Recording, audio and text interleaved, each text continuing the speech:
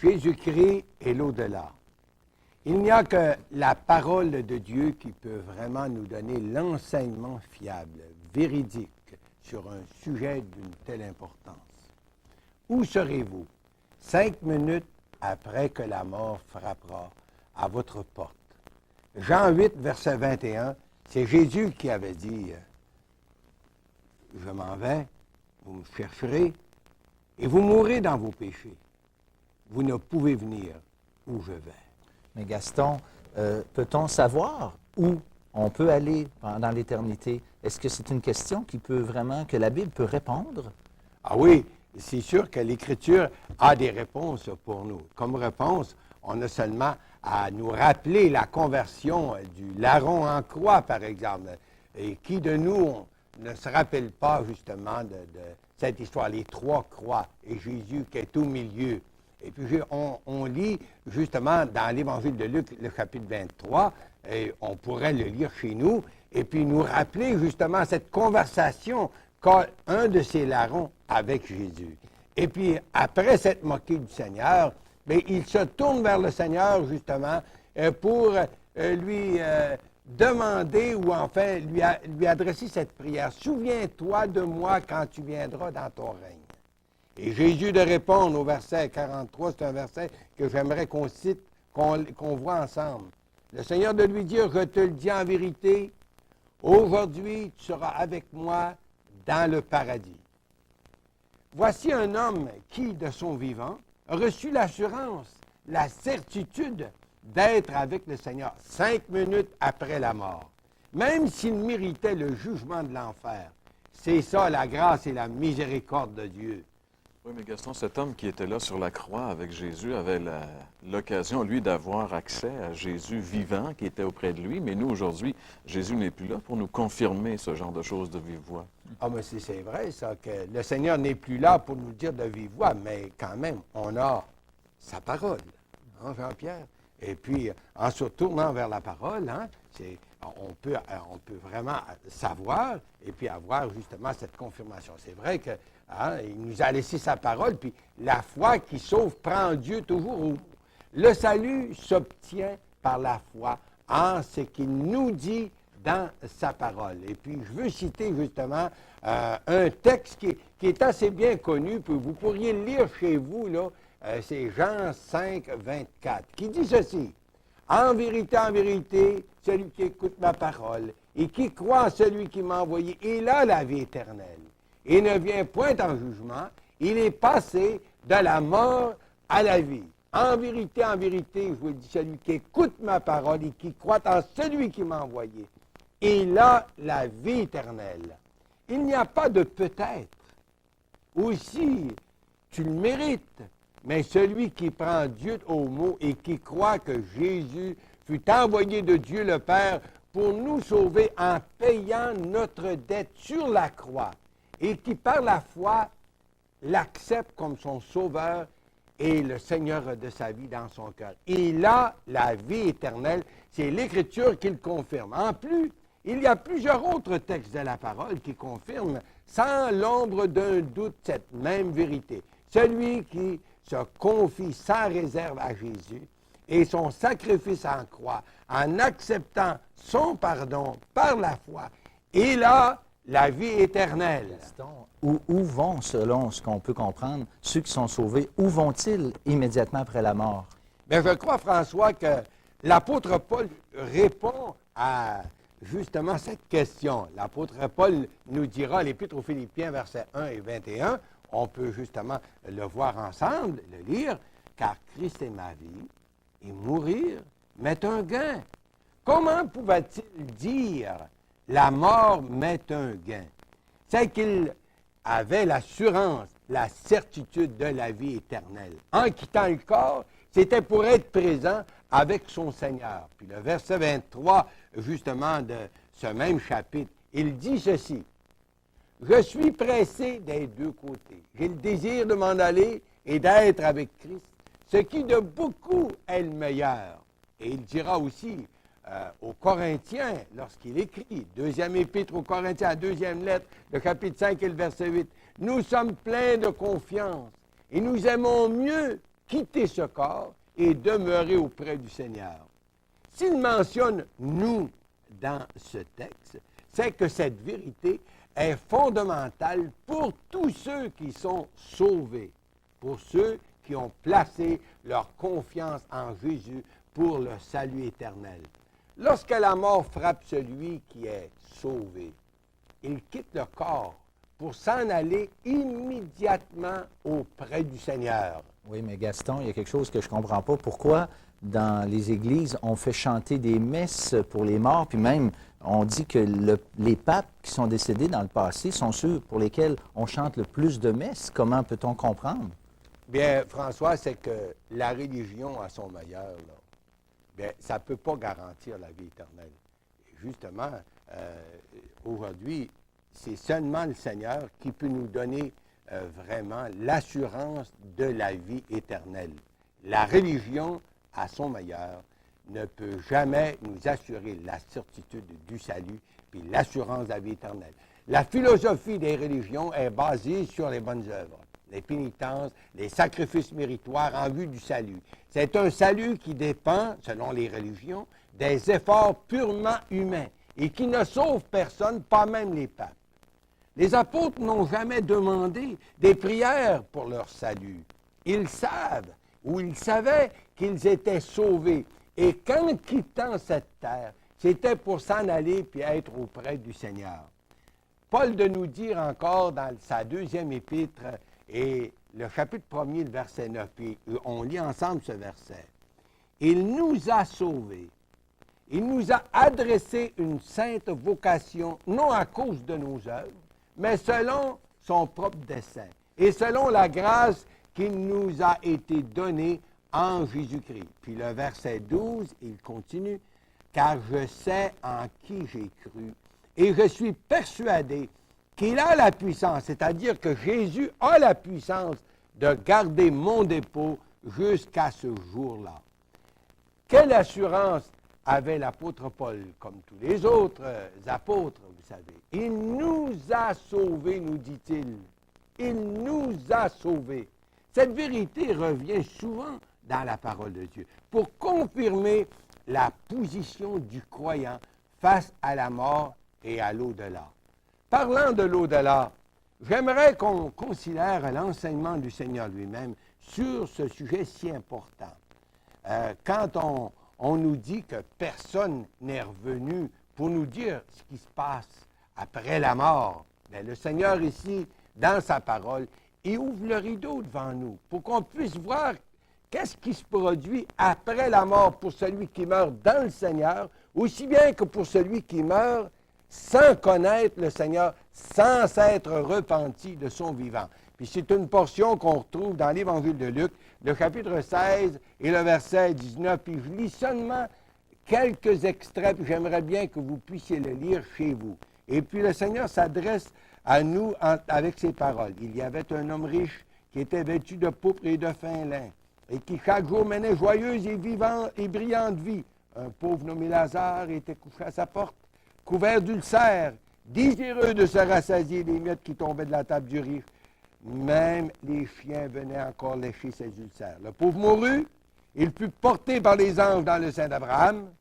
Le riche mourut aussi, et il fut enseveli. Dans le séjour des morts, il leva les yeux, tandis qu'il était en proie au tourment. Il vit de loin Abraham et Lazare dans son sein, et il s'écria, « Père Abraham, aie pitié de moi, envoie Lazare pour qu'il trempe le bout de son doigt dans l'eau et me rafraîchisse la langue, car je souffre cruellement dans cette flamme. » Abraham lui répondit, « Mon enfant, souviens-toi que tu as reçu les biens pendant ta vie, et que Lazare a eu les maux pendant la sienne. Maintenant, il est ici consolé, et toi, tu souffres. » Puis le verset 27, le riche dit, « Je te prie donc, Père Abraham, d'envoyer Lazare dans la maison de mon père, car j'ai 5 frères. C'est pour qu'il leur atteste ces choses, afin qu'ils ne viennent point ici, dans ce lieu de tourment. » Au verset 30, « Non, Père Abraham, il continue, mais si quelqu'un des morts va vers eux, ils se repentiront. » Et c'est tout le temps qu'on prend pour lire cette magnifique portion d'Écriture. Tout d'abord, laissez-moi vous dire que ce que nous venons de lire est plus qu'une parabole. Jamais le Seigneur n'emploie des noms propres lorsqu'il nous parle en parabole. Puis ici, il est question d'un homme nommé Lazare. Le Seigneur connaît par leur nom ceux qui sont à lui. Et il n'a pas honte de les exposer sur la scène publique pour nous enseigner.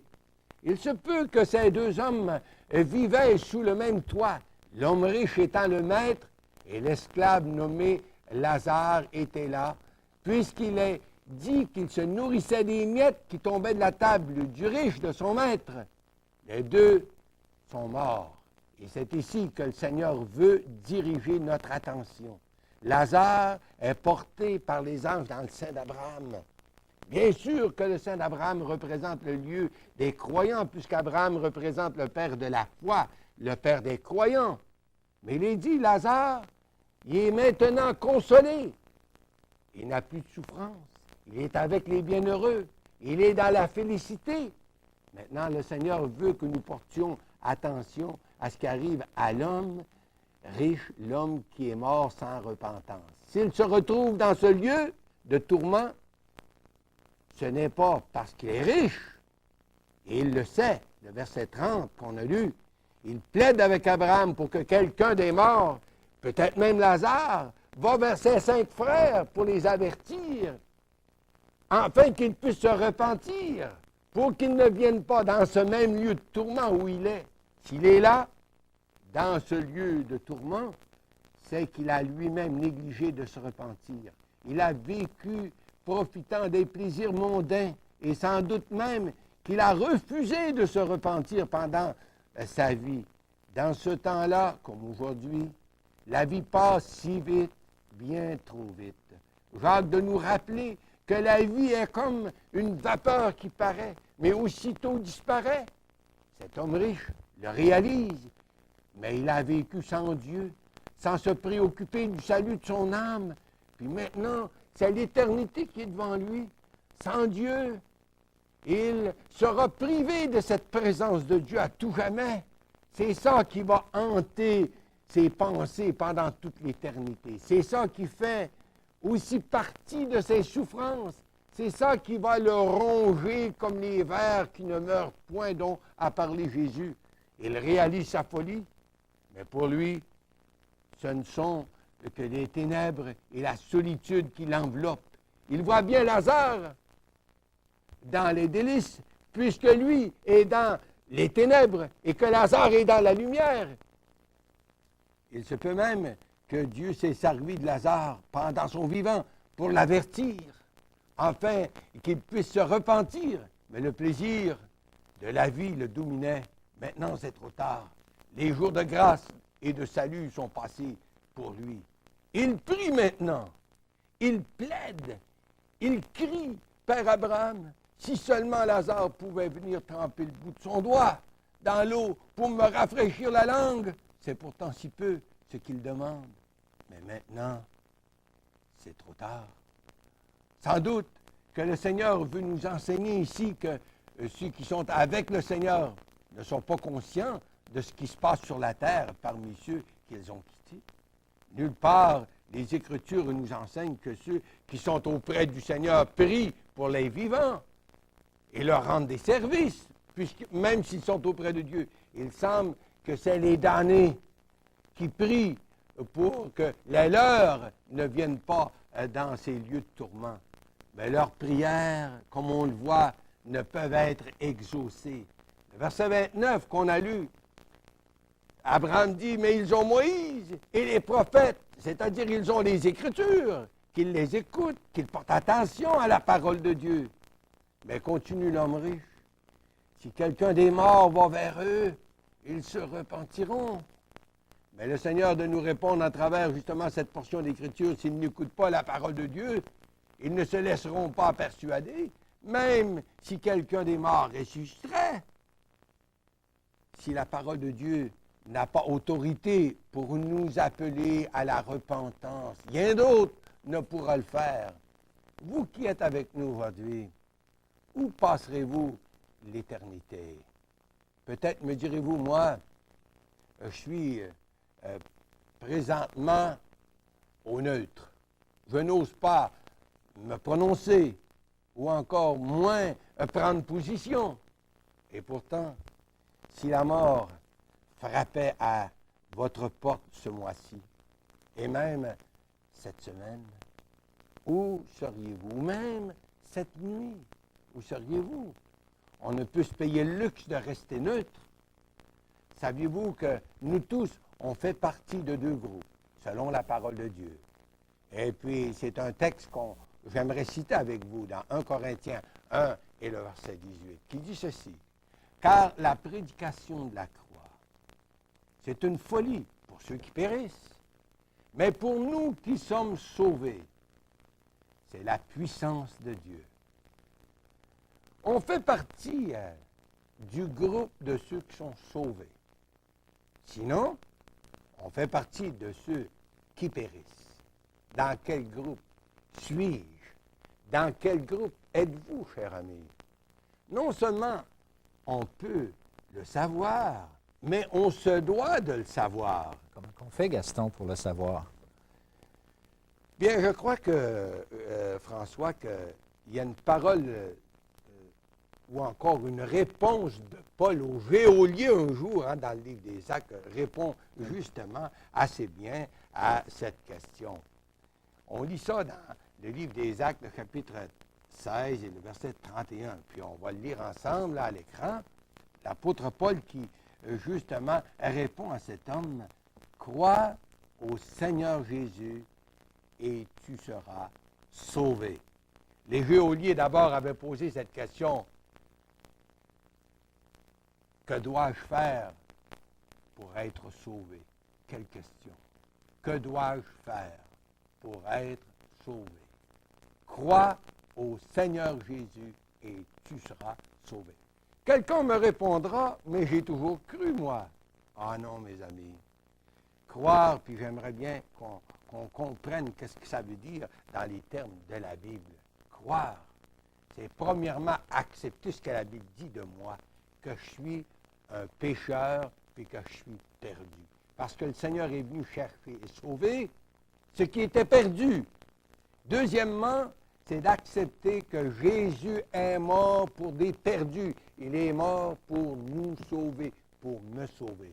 Troisièmement, c'est d'accepter que seul le sang de Jésus peut me laver de tout péché. Et quatrièmement, c'est d'accepter son pardon comme moyen de salut. Vous savez, on pourrait savoir que Jésus est venu dans ce monde, qu'il s'est rendu jusqu'à la croix, qu'il a donné sa vie pour nous sauver. On pourra tous savoir ces vérités. Mais, pourtant, être perdu quand même.